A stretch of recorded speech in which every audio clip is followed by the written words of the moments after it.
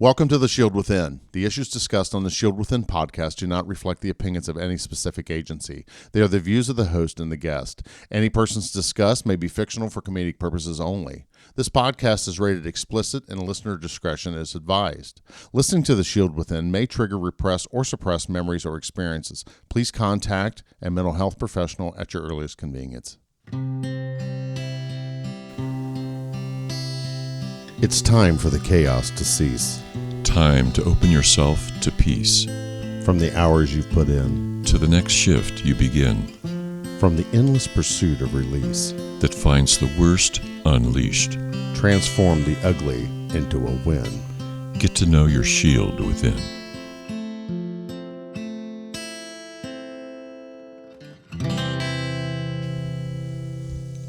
Welcome to The Shield Within. Welcome, Mark.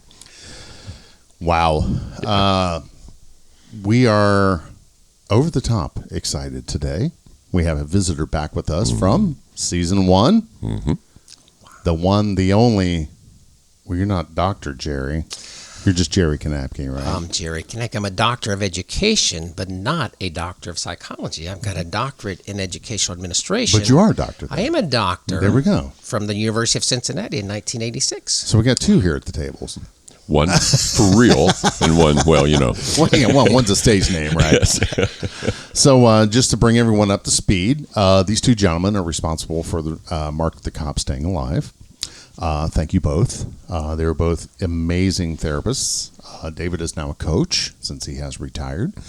Let's do a little business here, and then we'll get in the show. So we know you guys are on the interwebs, and thank you very much. Please go to Facebook, give us a like. We're trying to get the numbers up. We also have something else to celebrate today. Mm-hmm. Let's see if our applause button works. Oh, that's not it. That's the porno music. But anyway, that was stupid, wasn't it? Oh, good. It's not recording. Yes. So we're not worried about that. So we're not going to worry about hitting the applause button because it didn't fire it up here before we got going. But we have reached over 10,000 downloads for The Shield Within. So like golf applause. Yeah. Yes, like golf applause. So we have broke the 10K. So that is really awesome. Yes. We'll take it. I didn't think we'd ever have 2 listens. Right. But nonetheless, 10,000. We're in several countries across the nation, or across the world, several states across the nation. But anyway, so if you're on Facebook, give us a like, please. If you want to go out and see our smiling faces, we're at www.shieldwithin. If you want to support the show, we greatly appreciate your patronage. Go to patreon.com/shieldwithin, and it's just $5 a month. We're not looking for anything special. If you like what you hear and you want to throw us a few shekels, got that $5 laying around in your console, why don't you throw it to us instead of letting Shecky come along and borrow it out of your car while you're sleeping. So, without any further ado, we're going to jump right into this. But Jerry and David are both my therapists. To start off with David in 2009, we were chatting here before we turned the mics on about clients who tend to think, I'm just going to go to a couple of therapy sessions and we're going to be done. And I always, yeah, right, buddy. Good luck with that. How's that working out? But I think that a lot of it is expectations. What are you expecting? I mean, if you're going to go to therapy and think that, that load of trauma you took into whatever first responder discipline you're in, firefighter, police, EMS, your life was fucked up prior to. And then you want to be the hero. I'm going to help people. Yeah, that's great. That's great. And a very noble cause. But if you're not healing that shit, and then you're going to go in head deep into the trauma pool. The voice of experience. No, good the Lord, voice gentlemen. of experience. Don't you both know it? Yes. Be ready and willing to get the work done. And like I always say, I'm a basic academy instructor.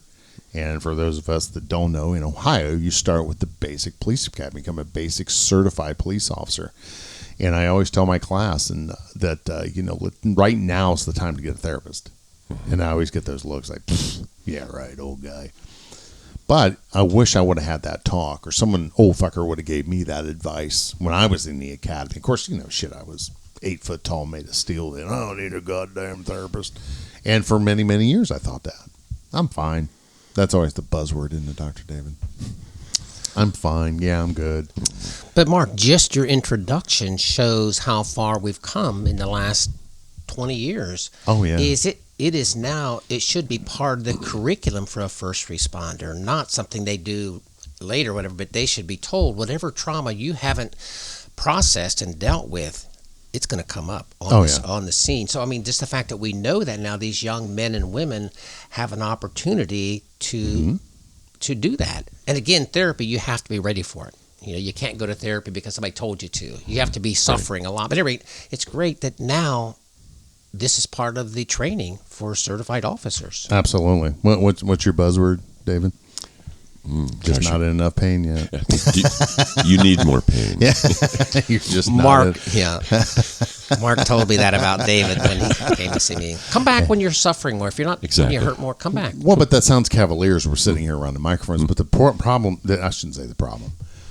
The beauty of that statement is you aren't willing to make those difficult changes until you haven't suffered enough, and that sounds medieval. That sounds, it's not like we're going to put you on the rack and beat you with a mace. It's you aren't in the position right now to want to let go of those bad habits that got you there. You're not willing to let go of those addictions that got you there, and our addictions are being uncovered every day. And I didn't realize this till who were we speaking with when they were talking about, was it Joe Terry or Jake, and they were talking about that working out obsessively is an addiction. Yeah, that's another PTSD symptom. These people that are just fucking diesel, just ripped, and good for you, man. But it's the over the topness, and like the drinking and the alcohol abuse, or heaven forbid, drug abuse. A lot more sex abuse is coming out right now. Sexuality, sex addiction. Whatever kills the pain, Mark. Whatever we can do to anesthetize ourselves, to numb ourselves. And what you were describing, too, is simply as human beings, we're just human, and we don't turn into our pain. We don't lean into it until we have to. Right. We're not bad people. That's just sort of how we're wired, I think. Who wants to delve into that if you don't have to, I think. Well, right. And when a lot of first responders, and that's kind of our mission here to Shield Within, hey, man, this is what's like going to therapy. Turn on the show and listen to it. It's not, I don't know, you laying on a you guys sitting at the head of the couch facing away, and you taking notes and not interacting while the guy just drones on, which is what Hollywood says. Therapy, I can tell you how many times, like at David's office, we sit there and talked about music for probably 45 minutes, and then actually got into the session. But or like with Jerry and I, we always start with prayer. Grounding, prayer, centering. Grounding, breathing, prayer, centering, and then boom, we get into it. Another thing, Mark, I might mention is that when you were saying that people, that we don't really get into therapy till we hurt bad enough. Part of it is they're not capable of healing. Their their nervous system is so dysregulated. They are so out of control. They're in survival all the time. Right. So in polyvagal theory and autonomic nervous system theory, fight, flight, freeze. If you're in fight, flight, freeze all the time, you're not capable of not overreacting. You're not capable because your nervous system is hijacked all the time. So I'm not saying you're not responsible to go to therapy, but they are simply out of control. But what a great segue. Our good friend Jim Bernica was in Overcoming Tuesday. Go to Amazon.com and download or get the book. Or he's not on Audible yet. Did he call you about doing the reading for you? No, I hadn't heard from him. Jim, call David. Damn it. But Overcoming Tuesday, Jim's a retired Dayton firefighter, and we were talking about that. What was that terminology again? Sorry. Polyvagal theory. Yeah, where you're in fight or flight all the time. Well, yes. Well, that's the groundwork for any kind of therapy work is getting out of your head and into your body. So you always ask clients, where do you feel that? When you react to your daughter that way you react, where do you feel it in your body? Most people look at you like, what planet are you from? Why would I know that? But at any rate, the autonomic nervous system is any time that you carry a lot of trauma energy or survival energy over the years, it's stored in your body. It's stored. It's not in your head. It's in your limbic brain, in your body. Right. So then you're always going to be in a protective mode or whatever. So if you're in fight flight all the time, you're overactive and you're hyper vigilant. Yeah, if you're that's shut what, down, and you're that's in what freeze. Jim brought up, was that he was in that.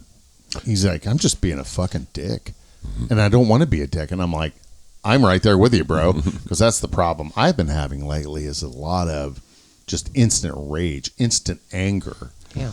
This showed its ugly head over the weekend. We were at Horse College, TomPompey.com. If you want to go to, he's a local Pirelli instructor, my good friend Tom.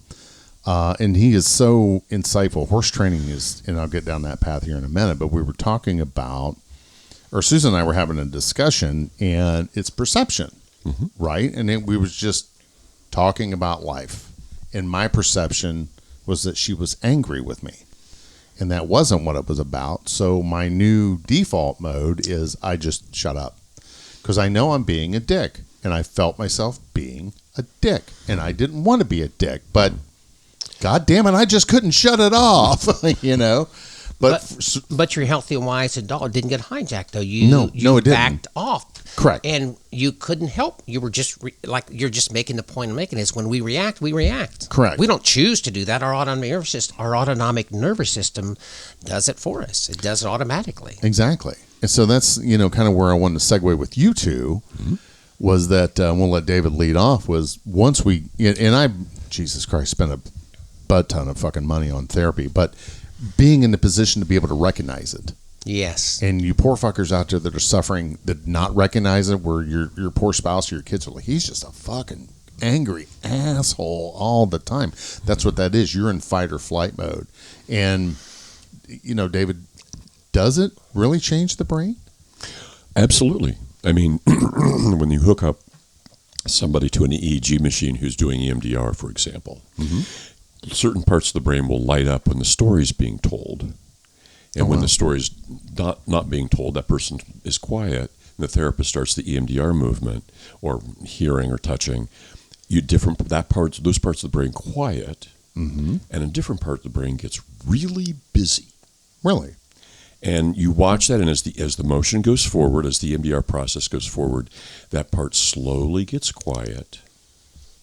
And then and I don't have an EEG machine when we were doing EMDR, so I had to read your body. Your body would tell me your breathing rate, your facial tone, your musculature. Right. All that would tell me, okay, I'm done now. And that's when I would stop the tapping, and we would go into, okay, what you got? And you would tell me what you got. And the brain does change physically. The brain changes in terms of its operations. When trauma is resolved, like Jerry said, very strongly believe in this, that the body is what holds the secrets. Your your brain has been changed by the trauma and the lack of its resolution. True. Right. But so is the rest of your body from your neck down. Your stomach, your heart, your musculature, all digestion, excretion, steroids, everything. all those things. All those levels get changed by having trauma in your brain that's unresolved.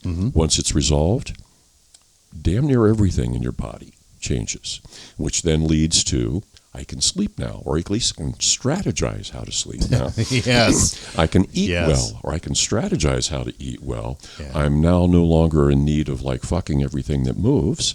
I can now consider being faithful to my wife and being a good father. All those things become possible in your head, but your body goes through an incredible change. And as I probably said to you and said to others when we were doing EMDR, it was awesome to watch you age backwards 15 years. Oh, yes. Because that's what happened so often. All that stress, that shit that you're carrying around, you hold it in your face. Yes. And when the person's resolved the trauma, it's like, oh. It's And like the muscle, instant the Botox, wrinkles, right? and yeah, Stress Botox. exactly. And the face looks different. I would enjoy watching somebody and just, wow. What a relief. What a relief. Yeah, what a relief. Yeah. And look at your face when you get home, man. You're smiling. Yeah. You weren't when you walked in. Well, when I went home from my first EMDR session, I slept for like fucking 14 hours, but because we were hoping to get that wiped out. Jerry, what do you think about? You have any input on that last statement? What David said is the essence. It's you can't heal trauma from your head. You've got to get out of your head and into your body.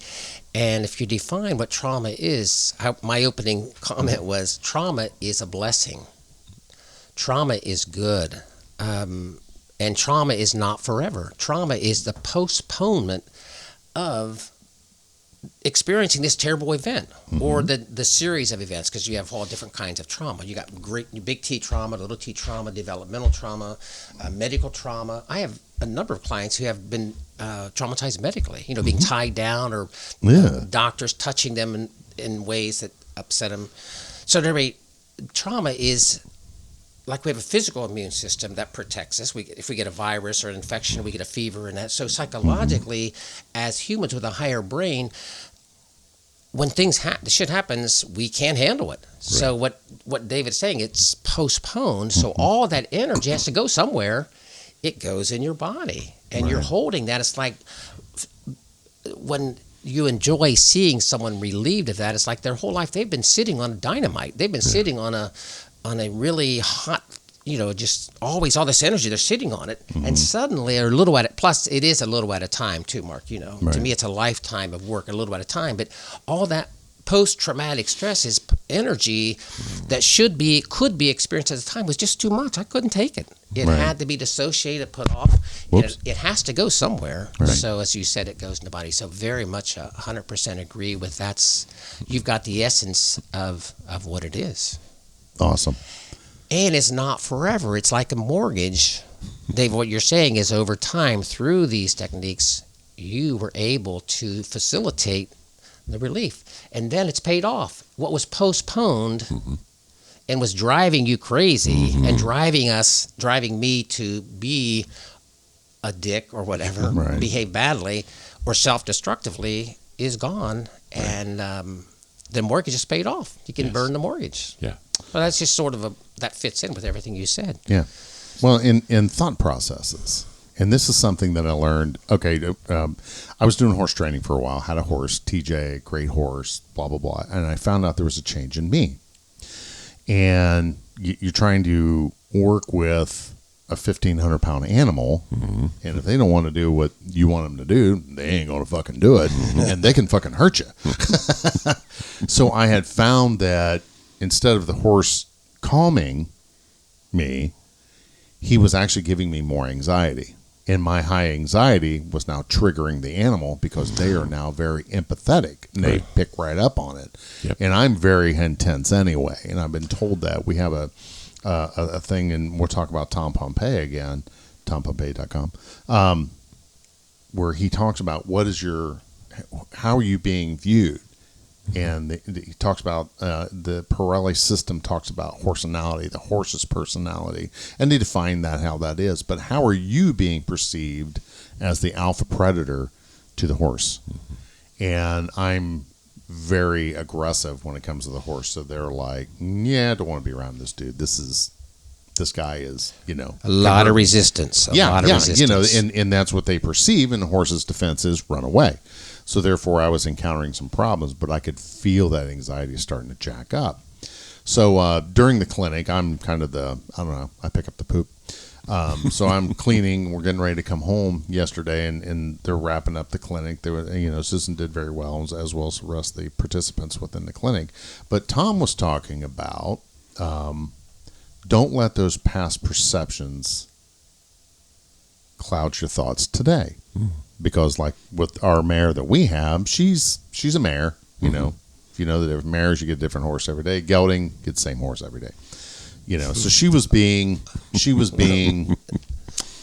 I don't know, ornery, She didn't want to work yesterday. So she's like, fuck you. And if you notice, Susan has a huge bruise on her elbow right here where the horse got a hold of her and bit her the other day because she was getting ready to saddle her up. And the horse was like, fuck you. We ain't going to ride. Let me fix this. So she was trying to display dominance. So, Susan put the saddle down, punched her in the face. It was like that scene from Blazing Saddles where he punches a horse in the face. She didn't do that. But anyway, she had to reassert her dominance. But I thought that was very telling. And I told Tom, I said, it is amazing to me what we learn. I call it horse college. In horse college, what transfers over to daily life. There's past perceptions that you have. There's past perceptions that you may be carrying around with you aren't today. That isn't today. That in the way you think about yourself, in the way you look at yourself in the mirror, today is how you need to be judging yourself, not that shit from 10 years ago. And I tend to carry a lot of that old shit around. And it's just like with the Shield Within and with the roll call room, our friend there, Nick, I said, let's start looking at the positive things. And that's what I want to commit to you as the listener, is that we're going to be talking about how to fix things from this point forward.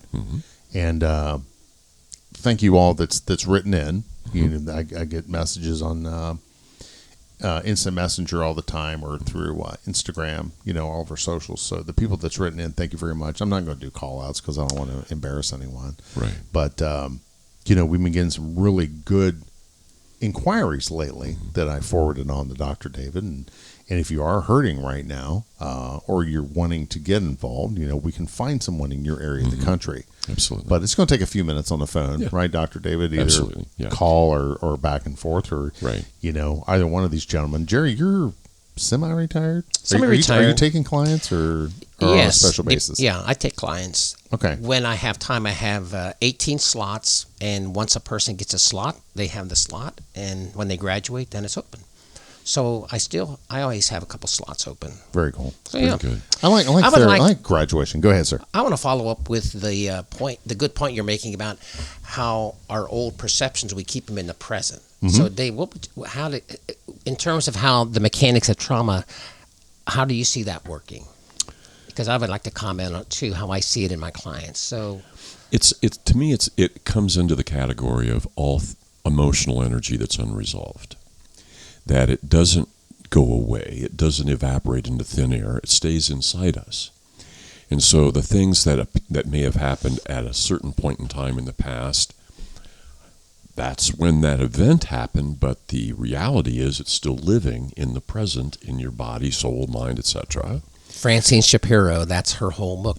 Yes. We talked about her a few episodes ago, didn't we? Yeah. The past is still present in us. Yes, absolutely. So it really is the past becomes the present because it fills up so much your thinking. It overlays your thinking, Absolutely. And that's your point, Mark, with the horse. You can't use last week's perceptions today, but that's what we do in trauma. Right.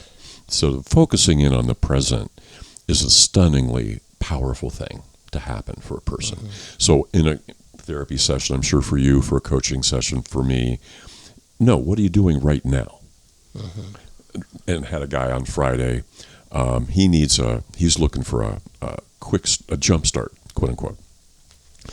And I said, right now, while you're on the phone with me, look up Save a Warrior, and look up the refresher program that would help you. What a jump start! And then while we're on the phone, you tell me what are the dates for the next the weekend refresher thing. And then, while I'm on the phone, you're going to click submit. Oh, wow. And make a date. Make an appointment with yourself to take care of yourself. If you know that will help, then let's do that before anything else happens. And I think all of a sudden you're in the present as opposed to in your head in the past, and you start to do something. You start to look it up. Oh, okay, I can see it right here. Well, he doesn't have one for a while. Well, when's the next one? I'm not real sure. Let me look here. And then he found it. And then I said, okay. Bingo. Make your reservation now. So you've got something between now and then to think about, get ready for, prepare for. And this time, you're going to go into the program and come out of it differently than you did when you did it the first time. Because the first time you went in, you came out, and you had 500 days of work to do, and you didn't do it. So this time, you're going to go for your refresher, and you're going to have 500 days of work to do, and you're going to do it. And I'll find you a therapist, and you'll have the resources of all those people in Save a Warrior who the cohorts talk to each other, they support each other. It's almost kind of like an AA kind of experience. Yeah, It's, or any anon. yes, exactly. And the anon. Yeah, Yeah, well, yeah, that's what Jake talked about when he was here, and right. he'd been through all of them. Yeah, Trying to find what is it I'm looking for, and he's put together the best of everything with Save a Warrior. And the beauty of it is, for first responders in Ohio, absolutely no cost. And I love his analogy. It's $1 million program. They shove up your ass a nickel at a time. There you go. There you go. And the practices they do are just very, very good. Very. Yeah, You I mean, literally. You can't escape. You're going to be confronted with your stuff. yeah. Yeah, you got to get real with your shit. I mean, you got to get real with it. Yeah. The only way you're going to get better is to get away from it. Yeah. And have that honest talk. Go ahead. I was going to follow up as far as your whole issue of being stuck in the past or whatever, our past perception in the present, is when I am traumatized, I freeze. Okay, I don't process the emotion, but then mentally, I tell myself, I'm not loved. I shouldn't have been born. There's something wrong with me. So that's a belief due to the power of the moment becomes a deep conviction in us. The younger we are, it becomes like brainwash. It becomes like a deep trance we go into. So it affects my beliefs, like EMDR. That's the first thing you do. What are your negative core beliefs? Right. Number two is you have a terrible emotion that is just bigger than you that you cannot process. It has to be pushed away. Otherwise, you can have a nervous breakdown. Your psychological immune system can't handle it. Number three is after that time, we change. We're not the same person. Right. Educators always notice that over the summer. A kid came back and said, "What happened to Johnny? Something's happened to Johnny. He's not the same he was last spring, or Susie or whatever." So what David was saying is, when something in the present reminds us of the past, we switch. We're no longer in the present. We react as if we think, the old, I think that I'm worthless. I don't belong. I'm not part of things. I feel ashamed.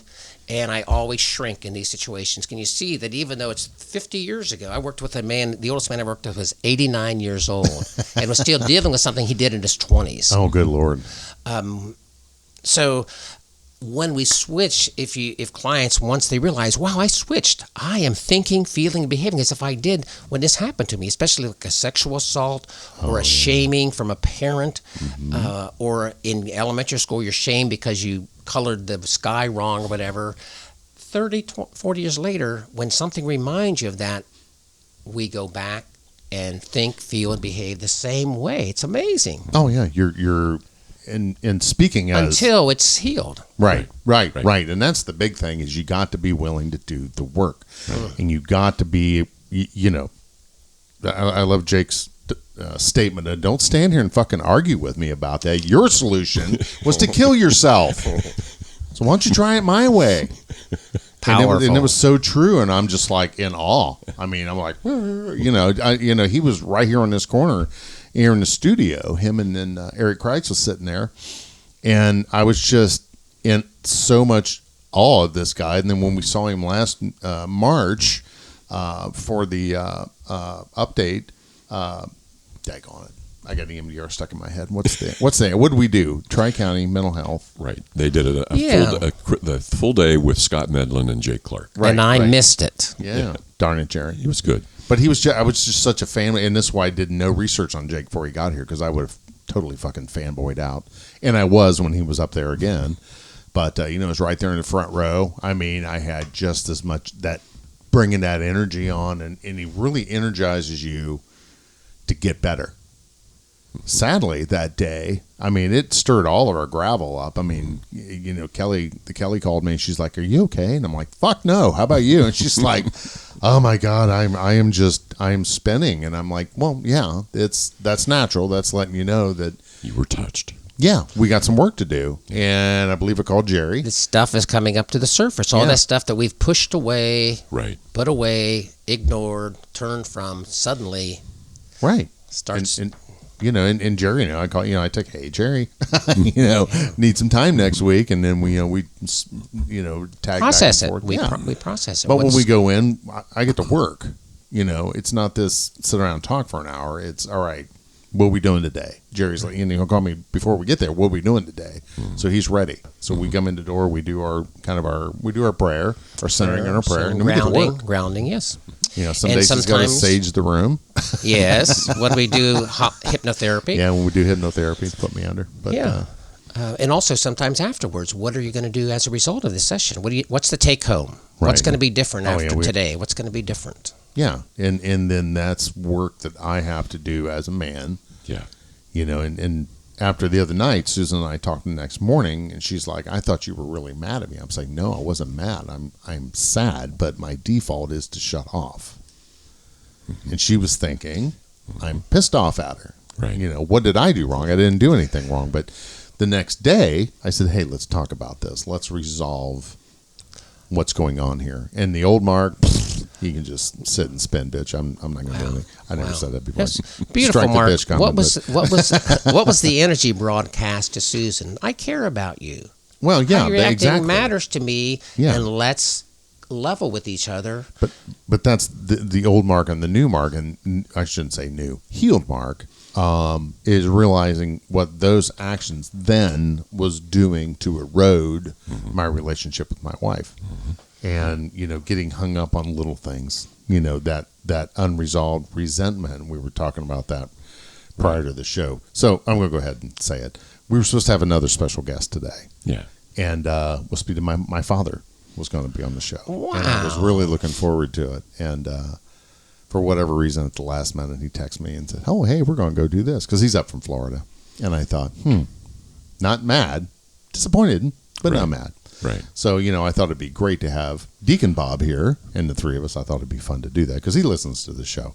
So, but, there'll be another time. But, we were talking about unspoken expectations and communication, which is all critical. What my unspoken expectation was with Susan in the past was, well, if you loved me, you would do whatever, make me coffee, or, you'd get up and make the bed right away.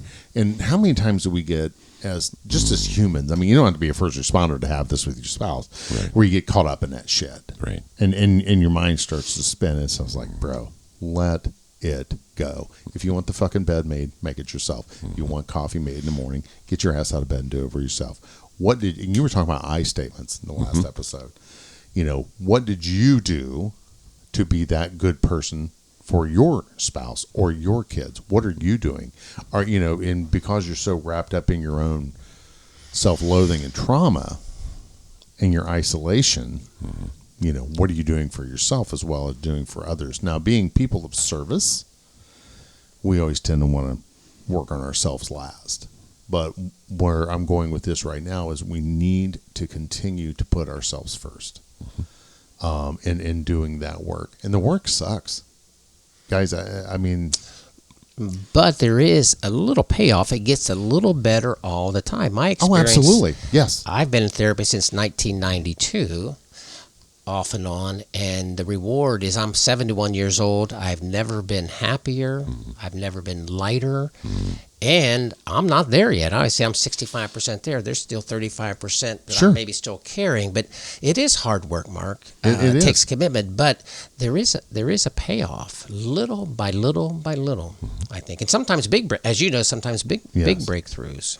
Well, and to stay on that theme, I had a colleague talk about EMDR. Well, I did that EMDR. It didn't work. How many sessions did you do? 1. And I started laughing at him. I said, seriously, you think it's going to be done after 1 session? He's like, well, I thought it would feel different. I said, let me put it to you this way. I'm only going to speak for myself, but I'm going to use myself as an example. I said, I've got thousands of traumas, thousands over my entire life, prior to law enforcement, during law enforcement. Accumulated trauma. Cumulative stress and traumas. I said, I know when my bucket's full, and I called Jerry up and I said, we're doing EMDR this week because, we're going to wipe the chalkboard. But I said, it took me, Tyler Horn was in 2017. And just up to recently, we were doing work on that. That one event. Brought up a lot of stuff in you. Oh, yeah. God, yes. That was a traumatic event that just, it would just freeze everything. It would just everything go right out the window with that trauma, because that's all. It would just be so overwhelming. And that's what I was sharing with him. I said, how many dozens of EMDR sessions I had to do. I said, really, with that event, it was like break it down frame by frame. It's like watching a movie. You're stop doing EMDR. Stop doing EMDR. He's like, really? And I said, yeah. Let me disappoint him further. How long did it take David to prepare you for EMDR? Oh, yes. David, go. You don't open old wounds and deep pain right. casually. No. The reason our bodies put them away, dissociated, because they were too much to handle. Right. So, Mark, you said what a great job David did in preparing you. He gave you resources. He gave you a safe place. He gave you coping skills. He taught you about your autonomic nervous system, and that way before you ever did an EMDR session, right? Absolutely right. Was it 6 months? I think more like 15. Yeah. All right. Well, getting me to agree to do it was the biggest one. And I'll never forget that day. The day I decided to do it, and David's got his yellow notebook there in front of him. His legal notebook. In mine, he had like 3 of them stacked up, and I was aggravated. And he brings up EMDR again. I said, "Why? What the fuck makes you think I need EMDR?" He's like, goes right back to page 1. Let me read you our first session. And he reads the notes off. Let me count the ways. Yeah. Let me and he count flips the page. Exactly. And he flips the page. And I said, that was the first session. He's like, oh, yeah. As soon as you walked in the door, I knew you were fucked. And I went kind of like, well, fuck you. But I knew what he meant, and what he meant by that, and it was out of love and caring. He's like, "Oh no, you're just like every other first responder who walks in here." As Molly Hall said, by the time they get to me, they should have been here 10 years ago. Right. And by the time they finally get here, is when, like me, they're sitting there with they've either made their suicide attempt or they've attempted a couple of times, and they realize something's horribly fucking wrong. So yes, so it was 15 months to set up. And you do got to break it down. I really love what you just said about that. You're going to get to someone's. You don't want to open that stuff up without some resources. Yeah, exactly, exactly, because it is. You'll do more harm than good. Right. Yeah, absolutely. Right. You absolutely will. Yeah. You're literally going to go into the bowels of hell. You're going to go right back to that spot. Don't jump into the deep end of the pool before you've had a swimming lesson. Absolutely. God, that's a great term. Perfect. But again, you got to be willing to do the work, and you got to find a good therapist that you click with. And I'm very, very blessed to be able to have that relationship with the both of you men, and I'm forever grateful. My family's forever grateful.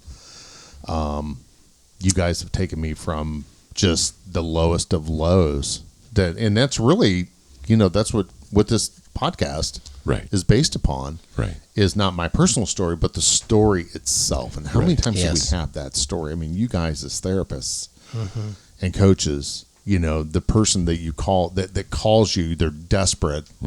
God love you for doing this job every fucking day and saving the lives that you have. And being able to share this story and be able to give these people these resources and finding therapists that can deal with a first responder, number one. Right. And we didn't realize that just a few years ago, did we? That's right. Yeah. Now you can actually first responder certification. That's becoming increasingly widespread. And there's just like Melanie Palmer. God love Melanie. Yes. She's that's all she does is only first responders. I tried to get a nurse in to see her relatively recently. Nope, not doing that. I'm just doing first responders. That is only thing I'm doing. Really? Carla Urbanis does amazing work in our area with right. first responders. Yes. We need to get her on sometime. Yeah. We've reached out. She's been invited. Yeah, we've knocked on her door a couple of times. Yeah. And she's just so flippin' busy. Right. Yeah, she's got a very large practice she manages, and she's got, I think, at least a couple contracts with police departments, sheriff's departments, fire departments in the region. Yes, she does a lot of hands-on work. She's not just, but she has 2 large offices she manages, but she does the direct work. Absolutely. With the departments. She's not just an administrator. Yeah. You know, she does direct work. Absolutely. And when you talk about first responders, David, I'm not sure what your point of view is here, but all humans suffer trauma. Right. On a scale of 0 to 10, there's shock trauma, there's developmental trauma, there's medical trauma, there's all kinds of things. So everyone is traumatized. It's just a matter of to what extent, how many. Like I have for a metaphor, I have a backpack at work filled with rocks. So when you first come in for therapy, that backpack is heavy. It's got some pretty big rocks in it and a lot of little ones. Mm-hmm. And all humans, and you can have, there's so many metaphors, but do you want to keep carrying all that around indefinitely? Because as you said, your nervous system, it's called your pain body or survivor stress. You're carrying that, and therapy is what allows you, good therapy allows you to little by little unpack the rocks, and then the backpack feels fine after that. But it's a heavy burden. So my point was, I sort of lost the point there with the backpack, but all of us humans, because of our psychological immune system, kicks in and protects us from emotional pain that we're not ready to process. A 3-year-old hearing mom and dad scream at each other and throwing things, a 3-year-old can't do that. Right. A 14-year-old can't process mom and dad divorcing and dragging him into the middle of it. Trauma. Because trauma our psychological immune system loves us and protects us from it. So certainly first responders, the difference with them is theirs gets triggered all the time. Yep. Well, yeah, but you got all that divorce, you know, everything you just mentioned ahead, or something worse, a sexual assault. I mean, it's amazing to me how many cops I talk to that later on in life, you know, they were victims of this. And, you know, I'm going to go into law enforcement because I want to be the big protector. I want to get rid of these bad guys or get these motherfuckers, or, you know, the guy that walks in and finds grandma dead suddenly wants to be an EMT or a firefighter because I wish I knew what I could do. Right. But they haven't resolved that trauma of finding grandma dead on the kitchen floor yet.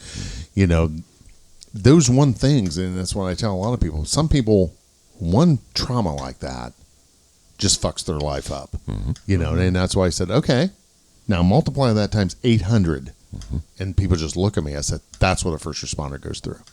Time and again. Yeah, that pain, that angst, that sleepless nights, you know, if you do have that over 8 to 1,000 times over a career, and the longer you're in law enforcement, the more shit you see, you know. And like with me, it was all cumulative. Go ahead, Jerry. Yeah, but the salvation is once the trauma is healed,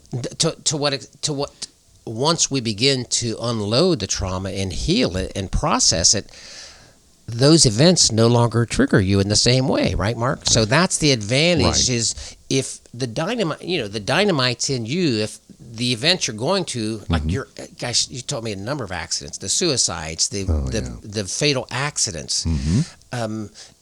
If you recovered from some of your trauma, it doesn't trigger you in the same way. So I'm saying the positive side is these younger men and women, if they do the trauma work when they're ready, they can go through 10, 20, 30, 40 difficult situations, and they will not react in the same way. And when they do, as you said, I'm triggered.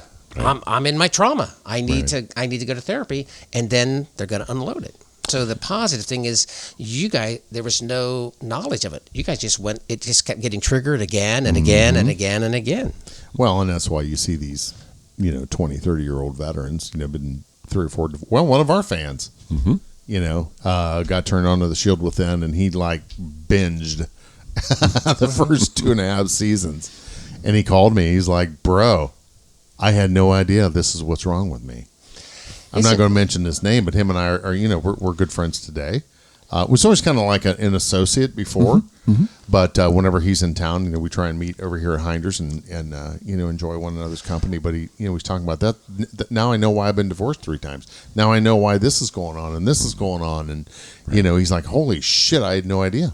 And I'm like, At 71 years old, Mark, that's why I sit in my chair 3 days a week. It is so rewarding. It is so, and David, you were mentioning, and when you, how much you enjoyed, it almost makes you teary-eyed to see that face relax.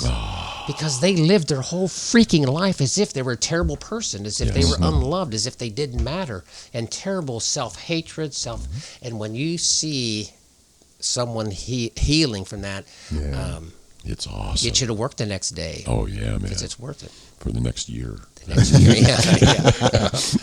Well, one of my favorite conversations was with a mutual friend and client of yours, David. And after his first phone call, he was like, "Holy shit, dude. Thank you for turning me on to him."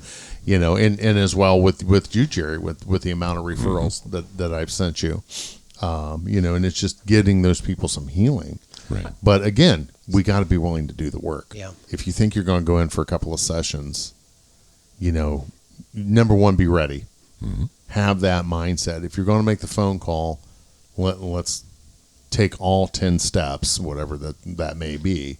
But, you know, if you go in and, you know, be honest and do the work and honestly do the work. Because if you're not going to honestly do the work, because I can tell you, when I was deep in my shit, you know, going to marriage counseling with my wife, and I was still having an affair. It's like, what the fuck am I doing here? And you're wasting everybody's time. But if you're not, and I wasn't willing to change at that point. But what I would argue is but what you said is true. If you're not willing to do the work, don't screw around. But on the other hand, I have trauma clients who come and do some work for a while. They disappear for a year or two. Yeah. And then they come back, Mark. So whatever level they're willing to do, I say that's good stuff. Oh, yeah, absolutely. That's good stuff. I hope I didn't sound condemning. No, I was just All right. saying, first off, you're just saying it's like who's the gentleman with the Save a Warrior?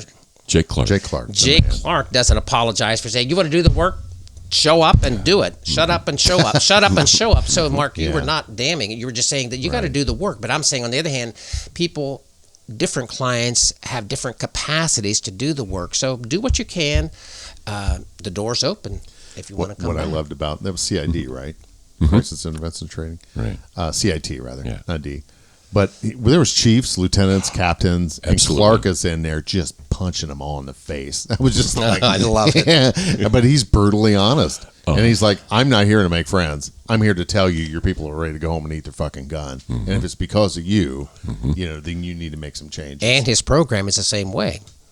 Once you commit to that, first off, it takes a lot to commit to it. Yeah. But when you show up, Yeah. you're had. Well, what do they You got call it work. on the way in? The walk of tears? Yes. Is that what they call it when Yeah. you win? We still need to do that. We need to Absolutely. get a hold of Eric and see when the next one. I just want to go around and see the beginning and see the end of it. Go down I do. Hillsborough. I also, and I'm tempted to, if they would let me do the training, no Although, matter what. I think there's There's one a therapist. One of for- the folks who were there that day, because they had like 7 or 8 different Save a Warrior graduates there Yes. that day. One of them had told me that. Where was I going with this? Okay. About people like myself going through the program. That Yes. program is good for anybody, Right. anytime, anywhere. That if you're going to go and witness the program, because Jake had invited us to witness the program. Right. And the guy said, yeah, Jake invited us to witness the program. He goes, do you know what that means? I said, well, I figured we'd show up at the opening thing and kind of watch. Oh, no. No, witnesses are there the whole weekend. Oh, wow. He said, if you're going to show up to witness, you're going to be there the whole weekend. Wow. Are you, I- are you involved in the sessions? did they say? It sounded like to me that if you walk in thinking you're not going to work, You're going to work. I will make it. Yes. Now, see, I would be into that. Yeah.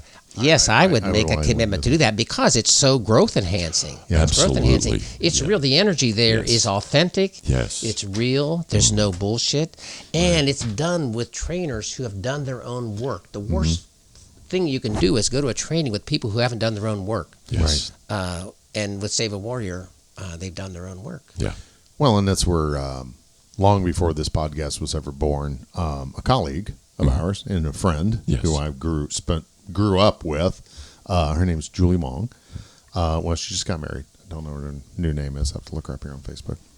and congratulations to her. But she does public speaking and things. And I was asking her one night, I said, I want to do what you're doing.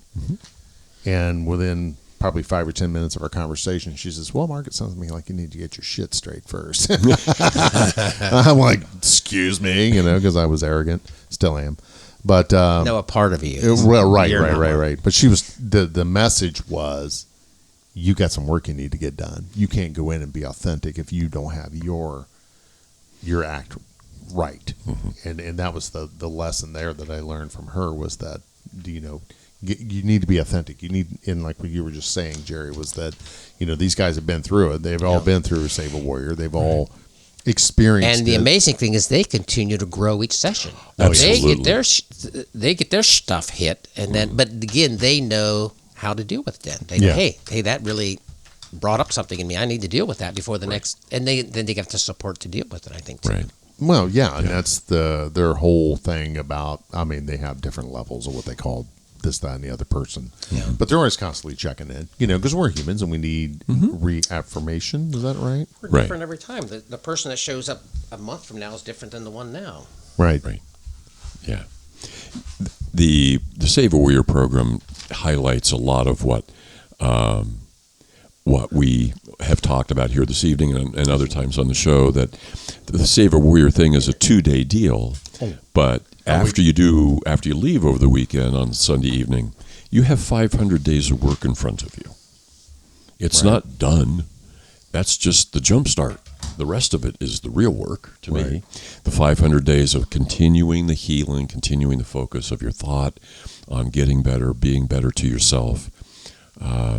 Didn't Iron John call that bucketing out the pond? Something like that. Yeah, it ain't pretty. It ain't sexy. Right.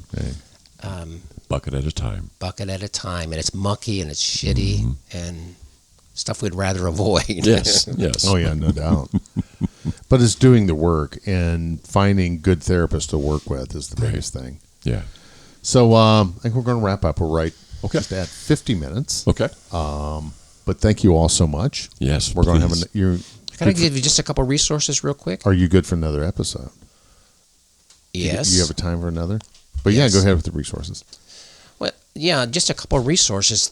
Again, there's so many people doing great work in the field of PTSD. And everyone has heard of Bessel van der Kolk. The book is called The Body Keeps the Score.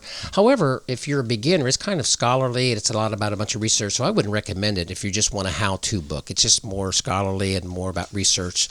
And basically, the body keeps the score, meaning if you're going to heal from trauma, you have to get out of your head and into your body and deal with your fight, flight, and your freeze. So Bessel van der Kolk would be one. The second is Irene Lyon.